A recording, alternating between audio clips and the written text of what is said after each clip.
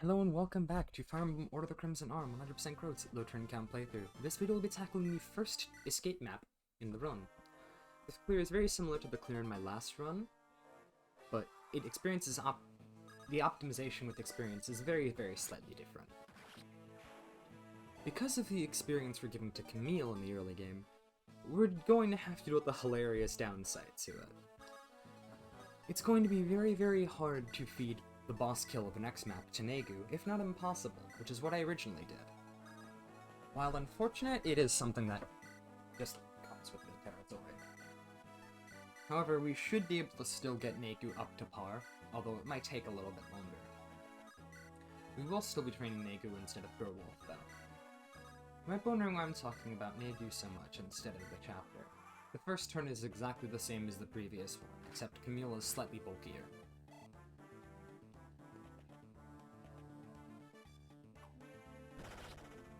This map actually employs a rescue chain, a small one, but it does employ a rescue chain in order to clear this map on time.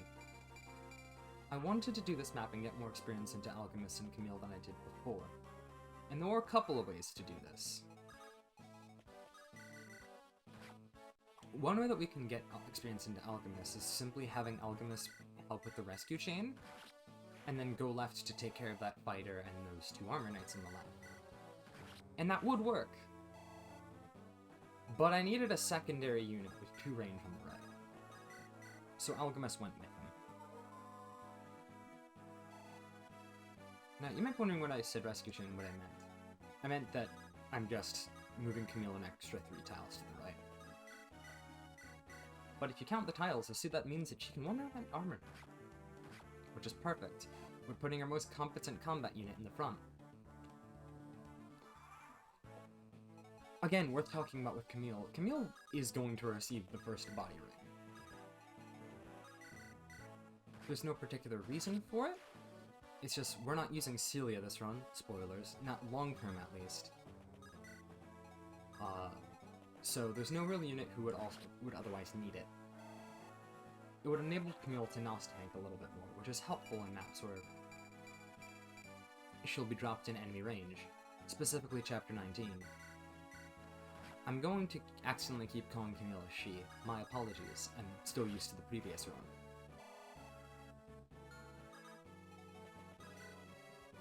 We're focusing on bringing Martel up to the right too, because he is something that the other 2 units going with Kamille don't, and that's axes.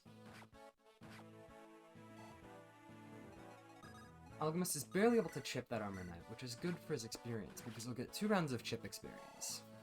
When killing the soldier, Kamille reaches level 5, which is exactly what he needs to reach.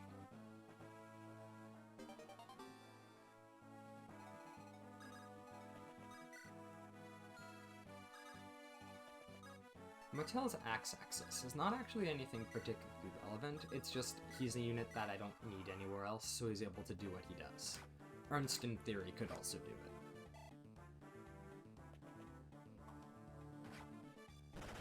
Kamille's crit there is not necessary, but it is fun. And now I'm going to stop the movie recording before it gets off track. So, I had to stop the movie recording before it got too far off track, because it was going to do that.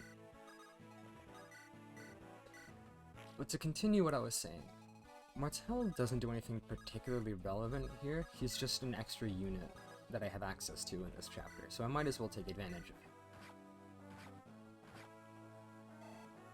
Halen is again not being used, so there's no reason to have her heal.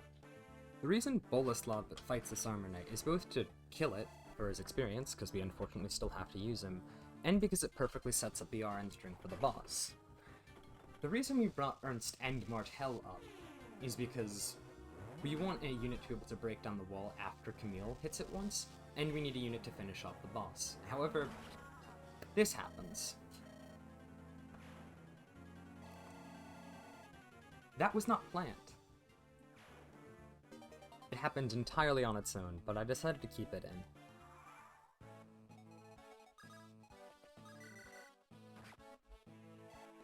We need 1 unit, it doesn't matter which one, to reach the village in the very top right corner of the map. Kamille is going to be that unit.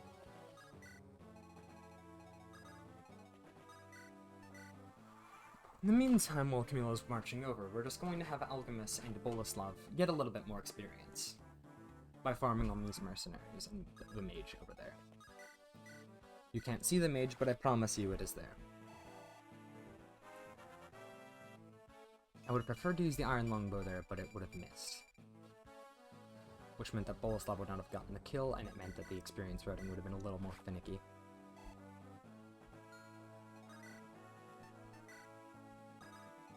I lost a take of this video because I forgot to move Kamille over on turn 7.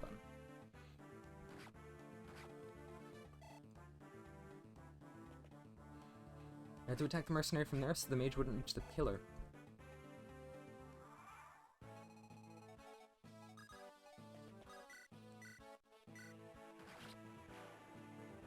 We could one-shot the mage with a heavy spear, or we can just finish it off by doubling with the iron lance. We go with that.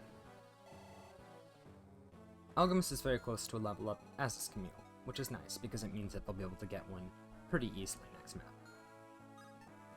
And on turn 8, we escape to the lodge and clear chapter 2 in 8 turns. Thank you for watching, and I'll see you next time. Yes, by the way, the very long rig on turn 1 for chapter 3 is still going to be present. That'll be fun. Thank you for watching.